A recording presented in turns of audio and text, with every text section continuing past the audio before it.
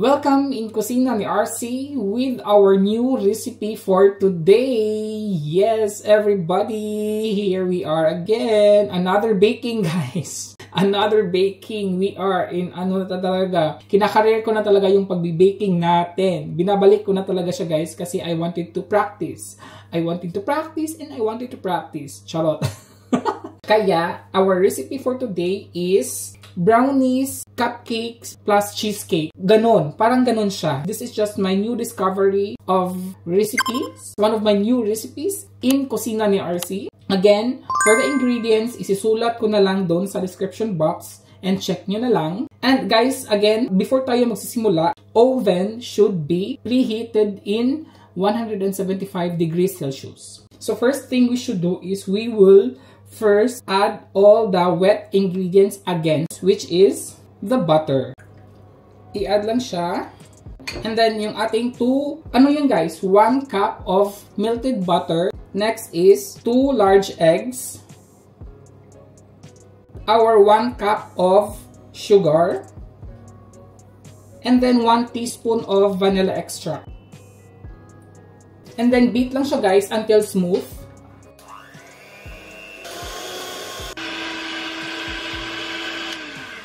Ayan. So, ganyang consistency. Okay na yan. We will add the dry ingredients. Yung ating 1/2 cup of all-purpose flour. Yung ating 1/3 cup of cacao powder. 1 teaspoon of baking powder. And 1/2 teaspoon of salt. Mas maganda siya, guys, kung i-sift natin kasi para fine yung kanyang texture. And haluin lang siya, guys. Just halo-halo lang siya. Ma-mix yung wet ingredients to the dry ingredients. Diba? Ganyan lang siya. So, ayan lang siya. Okay, ayun guys. Tapos na tayo sa ating butter. What we will do next is, ready na ang ating mga cupcake cups. Ilagay lang natin siya evenly. Actually guys, this is mga 12 pieces pero parang magagawa ko siyang 15 pieces kasi gusto ko maliit lang siya kasi mini siya. Kasi tatawagin natin siyang mini. Kaya I will try to make it 15 pieces in this recipe. And gagamit lang tayo ng ice cream scoop para even talaga. And then lagay lang.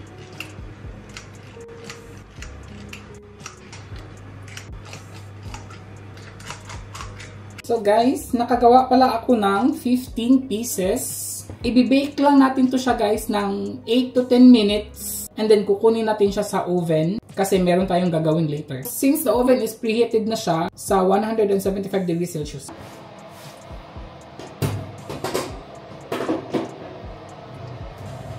Ayan. So after 8 to 10 minutes, kukunin natin siya from the oven. And then, what we will do next is, kailangan na nating i-beat yung ating cream cheese.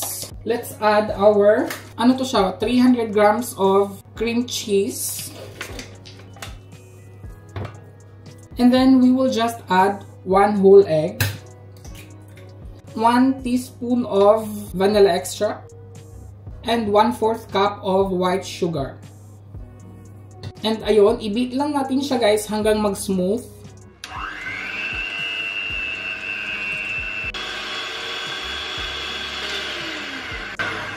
Ayan! It's ready! Ayan, guys, after 10 minutes. Oh! This is how it looks like, guys. It looks so wonderful. Hindi pa to luto kasi kailangan tayong maglagay ng ating cream cheese. So, i-transfer ko lang dito yung cream cheese, guys. Okay guys, maglagay lang tayo ng cream cheese on top of these brownies. So lagyan natin siya sa loob ng konti. And then sa ibabaw. And guys, ilagay na natin to sa oven for another 12 to 15 minutes. And then finish na siya.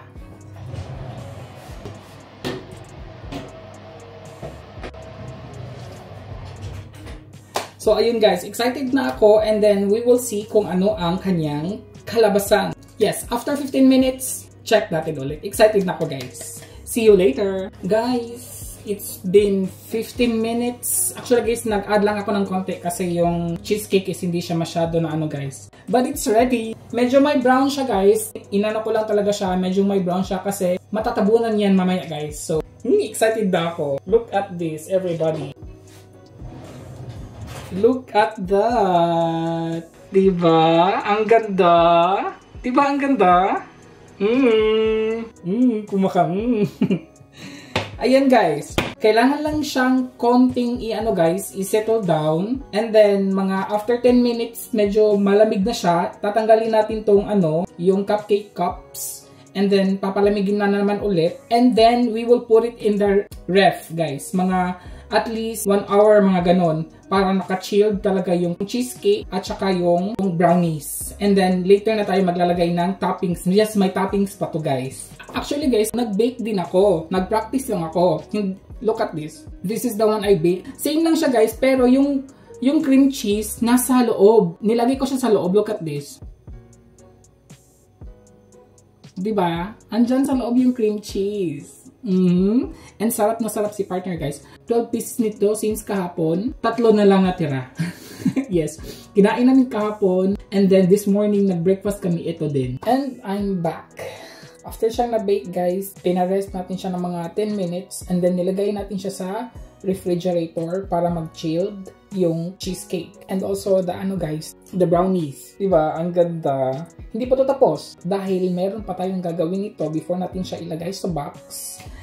And I have already prepared. Ayan. Dito na ang ating may chocolates dito guys na naka-melt na siya. Melted na siyang chocolates. So gusto ko kasing i-ano siya guys. Paano ba? Ganyan. Para maganda siya tingnan, we will do something like design. Diba? Ayan lang siya.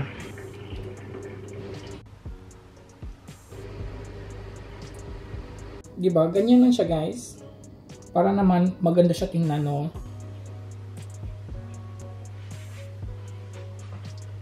Diba guys? Ang ganda. Brownies mini cheesecake. Diba? Ang ganda. Diba guys? Yan. Hindi pa yan tapos. It's not yet finished. Dahil lalagyan siya natin ng pang-decors. Christmas nga, diba? Hindi naman masyado madami guys. Pang ano lang siya. I think ano to siya guys, matatanggal. Ayan. And actually guys, meron na tayo dito. Yan, charan. Ay, naglalaglagan yung mga ano guys. Hindi kasi dumikit yung ano, ito. Naglalaglagan siya. But anyways, may natapos na ako. Kasi, dadalhin ko to sa aming Christmas party today sa trabaho.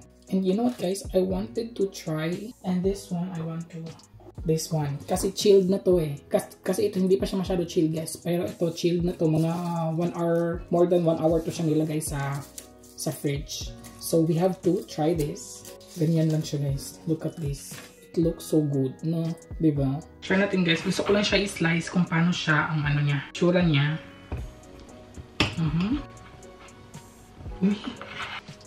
Look at that guys. This is my brownie mini cheesecake.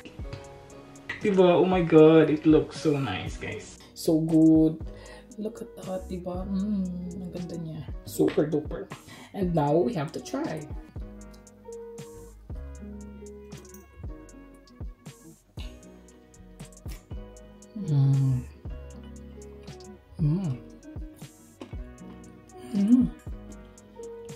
Yung cheesecake at saka brownies guys, nag-combined. Oh my god. Diba? Ang sarap guys. Actually, nung nag-bake ako kahapon, the same taste lang talaga siya guys. Actually, try this. This is super duper ang sarap. At yun guys, doon naman nagtatapos ang ating vlog for today at ang ating recipe for today, which is the brownies mini cheesecake. So parang gano'n. At maraming salamat po sa panonood. Until my next vlog everybody, and please don't forget to like this video, and of course guys, subscribe na din kayo at maraming salamat po sa pag-subscribe. And also guys, bell button na din para kayo ma-notified every time meron tayong new uploads. Thank you so much, and until my next vlog everybody, ingat! Cheers!